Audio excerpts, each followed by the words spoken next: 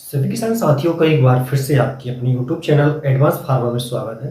किसान साथी, उम्मीद करता हूं आप सभी बहुत अच्छे होंगे। यदि आप चैनल पर पहली बार आए तो चैनल को सब्सक्राइब कर वीडियो को लाइक कर दीजिएगा और अपने मित्रों को शेयर कर दीजिएगा ताकि उन तक भी सही जानकारी पहुंच पाए और वो भी एक अच्छे से अच्छा उत्पादन अपनी फसल का ले पाए। किसान भाइयों, किसान साथियों, यदि आपके पास में अभी खेत खाली है या फिर आने वाले समय में खेत खाली होने वाला है, तो अगर आप सोच रहे हैं कि इसमें कौन सी फसल लगाएं जिससे हमें अच्छा प्रॉफिट हो, तो आपके पास में एक सबसे अच्छा विकल्प है अगेती मटर की खेती का। किसान साथियों, अगेती मटर की खेती से हम एक अच्छा खासा पैसा कमा सकते हैं। इसके मंडी भाव बहुत अच्छे हमें मिलते हैं।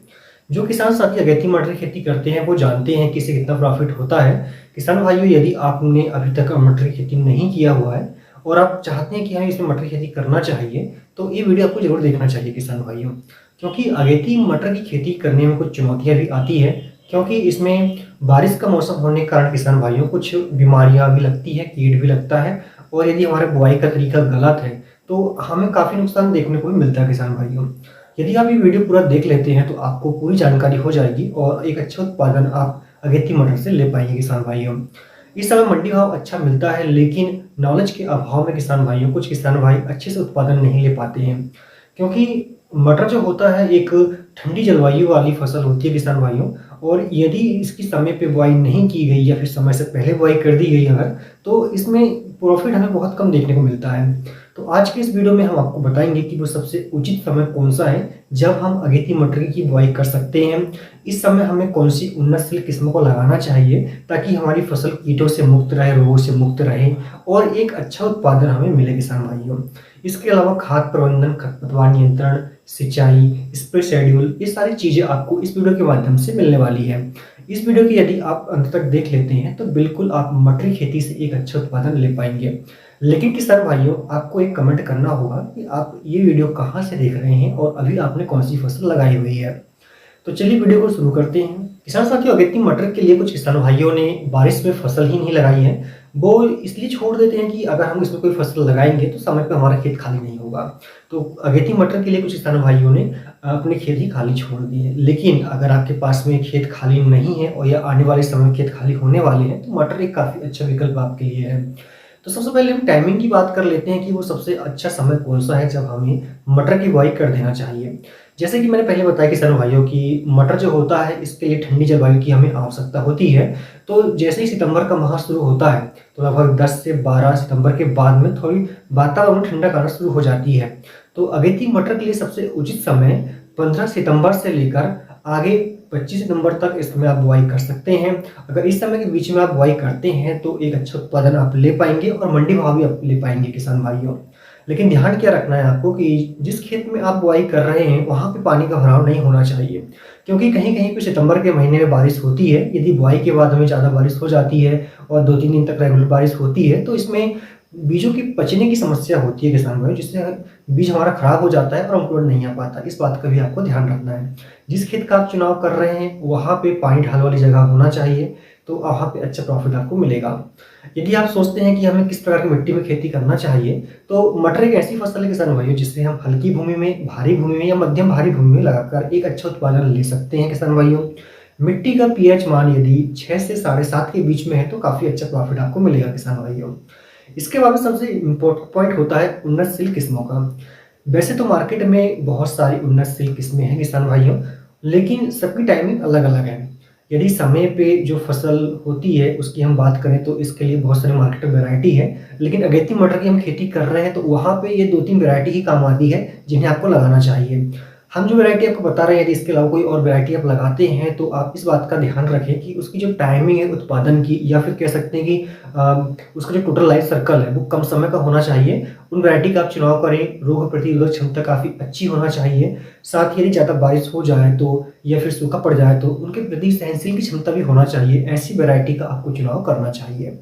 यदि हम उचित वैरायटी की बात करें तो जो M7 वैरायटी आती है किसान भाइयों, ये सबसे अच्छी वैरायटी है।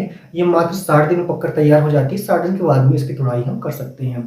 इसकी 1 तुड़ाई 2 तुड़ाई तक हमें अच्छा प्रॉफिट होता है, लेकिन जो तीसरी तुड़ाई आती है किसान भाइयों तो वहाँ पे थोड़ा इसका प्रॉफिट हमें कम होता है, मतलब उत्पादन थोड़ा कम देखने को मिलता है।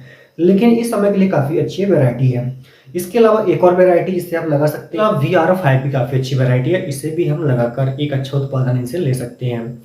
इसके बाद में सबसे इम्पोर्टेंट जो चीज़ होती है, जिसे हम कहना चाहिए कि पूरा फसल का आधार मानते हैं किसान भाइयों, वो है खेत की तैयारी।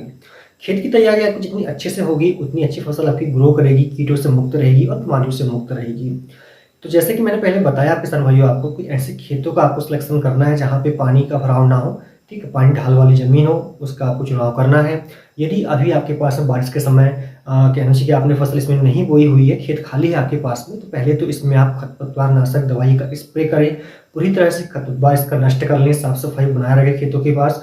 उसके बाद में इसकी आप जुताई करें, या फिर आप कोई फसल इसमें अभी लिए हुए हैं, चाहे वो धनिया की फसल हो, फिर अगेती मक्के की फसल हो, इस तरह की अगर आपने फसल ली है, तो पूरी तरह से खेत में खरपतवार और इन फसलों के अवशेष पूरी तरह से आप साफ कर लें किसान भाइयों। और जब खेत थोड़ा सूख जाए, थोड़ा-सा बारिश कम हो, तो उस समय आप खेत की तैयारी करें। ज़्यादा गहरी जुताई करने की आवश्यकता नहीं है, इसमें लगभग 2 बार कल्टीवेटर आप चलाएँगे तो अच्छे से खेत की तैयारी हो जाएगी।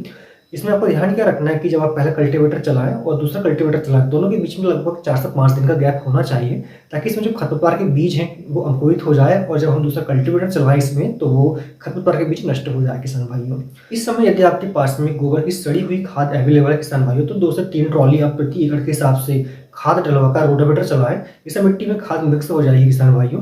और ये खेत की तैयारी आपको बुआई के लगभग 10 दिन पहले कर लेना है, ठीक है? जब खेत अच्छे से सूख जाए, उसके बाद में आपको बुआई करना है। लेकिन इससे पहले आप जान लीजिए कि बुआई के लिए कौन-सी विधि हमें अपनाना चाहिए। देखिए, यदि मौसम साफ होता है, समय पे हम बुआई करते हैं, तो समतल खेतों पर सीडल के माध्यम से बुआई हम कर सकते हैं किसान भाइयों। ये बारिश का मौसम चल रहा है, कभी-कभी ऐसा होता है कि 2-3 दिन तक रेगुलर बारिश होती है और कभी ये होता है कि लंबा सूखा पड़ जाता है। तो हमें बारिश का मौसम को ध्यान रखते हुए खेत की तैयारी करना है और हमारी जो विधि है, वो हमें बदलना पड़ेगा। इस समय सबसे उचित विधि की हम बात करें तो बेड बनाकर यदि आप बुआई करेंगे, तो सबसे अच्छा प्रॉफिट में रहेंगे किसान भाइयों। इसमें किसी भी प्रकार के नुकसान होने के चांसेस नहीं रहेंगे। बेड अपनी सुविधा के अनुसार आप बना सकते हो। बेड की चौड़ाई किसान भाइयों ऊपर की ओर लगभग 2 से ढाई फीट की आप रखें। बेड की दूरी 2 से ढाई फीट की रख सकते हैं और ऊंचाई आधा से 1 फीट की रख सकते हैं। ऊपर की चौड़ाई 2 से ढाई फीट की रहेगी, तो इसमें हम 2 से 3 लाइन लगाएं किसान भाइयों। लाइन से लाइन के बीच की दूरी लगभग 6 इंच की होना चाहिए। इस विधि से आप खेती करेंगे तो नुकसान होने के चांसेस कम रहेंगे। जैसे यदि ज़्यादा बारिश होती है, तो बेड ऊंची होने के कारण बारिश का पानी जो है फसल तक नहीं पहुंच पाएगा किसान भाइयों, ठीक है? इसके बाद हम बात करें कि हमें 1 एकड़ में कितना बीज बोना चाहिए। यदि हम समय पे बुआई करते हैं किसान भाइयों, तो बीज दर कम लगती है, लेकिन अगेती मटर की खेती करते हैं तो हमें 1 एकड़ में कम से कम 120 किलो बीज की बुआई करना चाहिए। क्योंकि इस समय तापमान थोड़ा ज़्यादा रहता है, तो अंकुरण की समस्या बनती है। किसी-किसी समय पे अंकुरण हो जाता है अच्छा, कभी-कभी नहीं हो पाता है। यदि हम इसमें बीज मात्रा ज़्यादा रखेंगे, 120 किलो के आसपास रखेंगे, यदि 20 किलो में हमारा मटर खराब भी हो जाता है, तो लगभग हमारे खेतों में 1 क्विंटल बीज मतलब 100 किलोग्राम बीज रहेगा, जिससे हमारी फसल ज़्यादा इसमें पतली नहीं होगी किसान भाइयों, ठीक है? बीजों को बोने से पहले हमें उपचारित इसमें अवश्य कर लेना चाहिए। मार्केट में बहुत सारी दवाइयाँ अवेलेबल है किसान भाइयों, लेकिन FIR ये पद्धति को अपनाते हुए हमें जो है बीज उपचार करना चाहिए। मतलब फंगिसाइड दवा, इंसेक्टिसाइड दवा और राइजोबियम, इन 3 चीज़ों से हमें उपचारित बीज अगर हम कर लेते हैं, तो हमारी फसल रोगों से और कीटों से बची रहेगी किसान भाइयों। इसके बाद में अगला पॉइंट की हम बात करें सिंचाई प्रबंधन की किसान भाइयों, तो मटर की फसल में हल्की सिंचाई की आवश्यकता होती है और लगभग 3 से 4 पानी की ही इसमें आवश्यकता होती है। यदि समय-समय पर बारिश हो जाती है, हल्की बारिश हो जाती है, तो कोई दिक्कत नहीं है। यदि लंबा सूखा पड़ जाता है, लगभग 8 से 10 दिन के बीच में बारिश नहीं होती है और हमारी ज़मीन हल्की है, तो इसमें स्प्रिंकलर के माध्यम से हमें हल्की सिंचाई करना चाहिए। मटर की फसल में एक सबसे बड़ी दिक्कत बनती है खरपतवार नियंत्रण की किसान भाइयों। तो खरपतवार नियंत्रण के लिए जैसे ही आप बुआई करते हैं, तो उसके लगभग 72 घंटे के अंदर मतलब अंकुरण से पहले इसमें जो प्री इमर्जेंट हर्बिसाइड है दवा है, उनका यूज आपको करना चाहिए। इसके लिए सबसे ज़्यादा जो दवा चलती है वो है स्टार एक्स्ट्रा के नाम से जो आती है किसान भाइयों। ये 1 लीटर दवा 1 एकड़ के लिए पर्याप्त होती है। इसका स्प्रे करने से क्या होता है कि पूरे खेतों में एक जाल बना लेती है अपना, और जैसे ही खरपतवार अंकुरित होते हैं, तो उन्हें ये वहीं पे मार देती है किसान भाइयों। तो इस प्रकार इस दवा का स्प्रे करने से लगभग 30 से 40 दिन तक हमारी फसल खरपतवार से मुक्त रहती है। चौड़ी पत्ती और साँकड़ी पत्ती खरपतवार जो है काफ़ी नियंत्रण में आ जाते हैं। यदि इसके बाद भी हमारी फसल में किसी प्रकार के खरपतवार दिखाई देते हैं, तो आप मजदूरों के माध्यम से इसे निकलवाने की कोशिश करें किसान भाइयों। इसमें निराई-गुड़ाई के माध्यम से भी इसे आप निकलवा सकते हैं। लगभग 20 से 25 दिन की फसल होती है, उस समय आपको एक निराई-गुड़ाई करवाना चाहिए किसान भाई। इसके बाद अगला पॉइंट की हम बात करें, जो कि खाद प्रबंधन सबसे इम्पोर्टेंट है। किसान भाइयों, मटर की फसल में कम खाद की आवश्यकता होती है, लेकिन संतुलित खाद की आवश्यकता होती है और सही समय पे देने की आवश्यकता होती है। यदि हम कम खाद देते हैं तो भी फसल हमारी जो कि कुपोषित हो जाती है और सही पोषण न मिलने के कारण सही से वृद्धि और विकास का रुक जाता है। और यदि हम ज़्यादा खाद दे देते हैं तो भी इसमें बहुत बड़ी दिक्कत हो जाती है किसान भाइयों। तो एक संतुलित खाद हमें किस प्रकार देना चाहिए? सबसे पहली खाद आपको देना चाहिए किसान भाइयों बेसल डोज के रूप में बुआई से पहले। किसान भाइयों यदि आप डीएपी का यूज कर रहे हैं तो 1 एकड़ में 30 से 35 किलोग्राम डीएपी डालें, जिसमें 18% नाइट्रोजन और 46% फास्फोरस होता है। इसके अलावा 30 से 35 किलोग्राम इसमें एमओपी आप डालें, जो कि 60% वाली एमओपी आती है, उसको यूज आप कर सकते हैं। इसके अलावा किसान भाइयों 10 किलोग्राम जो बेंटोनाइट सल्फर आता है वो आपको जरूर डालना चाहिए, क्योंकि ये दाल वर्गीय फसल है और प्रोटीन बनाने में जो कि काफ़ी सहायक होता है सल्फर किसान भाइयों। ठीक है, इतना खाद देने के बाद में आपको बुआई करना चाहिए, तो आप देखेंगे कि आपकी फसल जो है अच्छे से विकास करेगी और वृद्धि करेगी। ये दाल वाली फसल होने के कारण किसान भाइयों इनकी जड़ों में नाइट्रोजन का स्थिरीकरण पाया जाता है, तो इसमें ज़्यादा नाइट्रोजन की हमें बाहर देने की आवश्यकता नहीं होती है। लेकिन यदि आप एसएसपी का यूज़ कर रहे हैं किसान भाइयों तो 1 एकड़ में आप 2 बैग एसएसपी डालें और 15 से 20 किलोग्राम यूरिया इसमें अवश्य मिलाएं आप किसान भाइयों। साथ ही एमओपी 30 किलोग्राम से लेकर 35 किलोग्राम आपको डालना है और 10 किलोग्राम सल्फर आपको डालना है। शुरुआती तौर पर नाइट्रोजन की जो कहना चाहिए आवश्यकता है पौधे की, वो बाहर से देनी होती है किसान भाइयों, और साथ ही यदि पुरानी फसल की अवशेष है तो उन्हें सड़ाने में भी जो नाइट्रोजन है वो काफ़ी सहायक होता है। तो इतना खाद आपको देने की शुरुआत में आवश्यकता है। इसके बाद में जब हमारी फसल में फूल आ रहे हैं किसान भाइयों, तो फूल आने से पहले आपको इसमें यूरिया देने की आवश्यकता होगी। ध्यान रखिए कि अगर फसल में अच्छी बढ़वार है, वृद्धि अच्छी है, हरापन अच्छा है, तो इसमें लगभग आप 10 से 12 किलोग्राम प्रति एकड़ के हिसाब से यूरिया डालें। यदि फसल में वृद्धि रुकी हुई है, हरापन नहीं है, तो आप इसमें 35 किलोग्राम से लेकर 50 किलोग्राम यूरिया का यूज कर सकते हैं। हम कह सकते हैं कि फसल की आवश्यकता के अनुसार इसमें आप यूरिया डालें किसान भाइयों। इस प्रकार आपको खाद प्रबंधन अपना रखना है। इतना खाद देने के बाद में आपको किसी भी प्रकार से खड़ी फसल में खाद देने की आवश्यकता नहीं है। साथ साथ ही हमारी मटर की फसल टोटल लगभग 60 से 65 दिन की होती है, तो इस पूरे लाइफ सर्कल में हमें 3 बार स्प्रे करने की आवश्यकता है। किसान साथियों पहला स्प्रे हमें 15 से लेकर 20 दिन के बीच में कर देना चाहिए। इस समय फसल वनस्पतिक अवस्था में होती है किसान भाइयों, नए नए शाखा निकलती हैं, पत्तियां बनती है और जड़ों का भी विकास होता है। तो इस समय कुछ कीट और रोग लगने की समस्या देखी जाती है किसान भाइयों। तो इस समय कीटों से और रोगों से बचाने के लिए एक इंसेक्टिसाइड और एक फंगिसाइड दवा का उपयोग हमें करना चाहिए। सबसे अच्छी दवा की हम बात करें तो जो डेलिकेट आती है किसान भाइयों, तो 160 ml 1 एकड़ के लिए पर्याप्त होती है, वो हमें इस समय लेना चाहिए। साथ ही किसान भाइयों इसमें जो साफ फंगिसाइड आता है यूपीएल कंपनी का, वो हमें लेना चाहिए लगभग 500 ग्राम 1 एकड़ के लिए। और साथ ही इसमें जो एनपीके आता है 19-19-19, ठीक है, पानी घुलनशील वाला, वो 1 किलोग्राम लेना चाहिए। तीनों को पानी में अच्छे से घोलने के बाद में 200 लीटर पानी में मिलाकर इसे पूरे खेत में हम स्प्रे कर देना चाहिए किसान भाइयों। इससे लगभग 15 दिन तक हमारी फसल कीटों से रोगों से मुक्त रहेगी और इसमें पर्याप्त पोषण भी मिलेगा किसान भाइयों। इसके बाद में दूसरा स्प्रे हमें 30 से 35 दिन के बीच में करना है। ध्यान रहे कि फूल आने से पहले हमें करना है किसान भाइयों।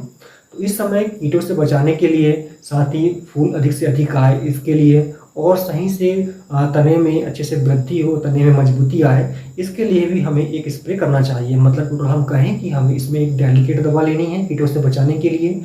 इस साथ ही जो प्लानोफिक्स करके एक जो टॉनिक आती है वो भी हमें लेना पड़ेगा किसान भाइयों, जिससे हमारी फसल जो रहेगी उसमें काफ़ी फूल आएंगे, फूल गिरने की समस्या खत्म हो जाएगी और फसल हमारी स्वस्थ रहेगी, तनाव मुक्त रहेगी किसान भाइयों। साथ ही इसमें आपको किसान भाइयों जो बोरान आता है 200 ग्राम बोरान आपको लेना है किसान भाइयों, 20% वाला आता है। इसमें सभी का घोल बनाकर आपको स्प्रे करना है। बोरान से किसान भाइयों फलियाँ अधिक मात्रा में आएगी और फूल गिरने की समस्या भी खत्म हो जाएगी। ये तो हुआ दूसरा स्प्रे आपका। इसके बाद में तीसरा स्प्रे आपको 50 से लेकर 55 दिन के बीच में करना है। इस समय फसल में फलियाँ बनने लगती है किसान भाइयों। इस स्प्रे करने से आपको जो है फलियों में जो दानों की संख्या है वो अधिक मात्रा में आएगी, दाना जो है अच्छी मात्रा में भरेगा किसान भाइयों और मोटा दाना आएगा। इस समय आपको क्या लेना है किसान भाइयों, इसमें आपको 0050 का जो एनपीके आता है वो आपको लेना है। इसके अलावा इसमें अन्य प्रकार की कोई दवाई नहीं मिलाना है किसान भाइयों। 1 एकड़ के लिए 1 किलो दवा पर्याप्त होती है। इनको अच्छे से पानी में घोल लीजिएगा 200 लीटर पानी में, और स्प्रे शाम के समय करें आप तो काफ़ी अच्छे इसके रिजल्ट आपको देखने को मिलेंगे। तो किसान भाइयों इस प्रकार यदि आप मटर की खेती करते हैं तो एक अच्छा उत्पादन आप ले पाएंगे। तो साथ ही किसान भाई हम बात करें कि इसमें लागत कितनी आएगी आपको, तो इस प्रकार यदि आप खेती करते हैं तो 1 एकड़ में लगभग 18 से लेकर 20 लाख रुपए की आपको लागत आएगी किसान भाइयों। अगेती मटर के भाव अच्छे मिलते हैं, इसलिए यदि आपको 50 रुपये से लेकर 80 रुपये के बीच भी अगर भाव मिलता है तो आप 1 एकड़ से 3.5 लाख रुपये से लेकर 4 लाख रुपये कमा सकते हैं किसान भाइयों। तो उम्मीद करता हूँ जानकारी आपको पसंद आई होगी। वीडियो पसंद आए तो लाइक करके शेयर कर दीजिएगा। धन्यवाद।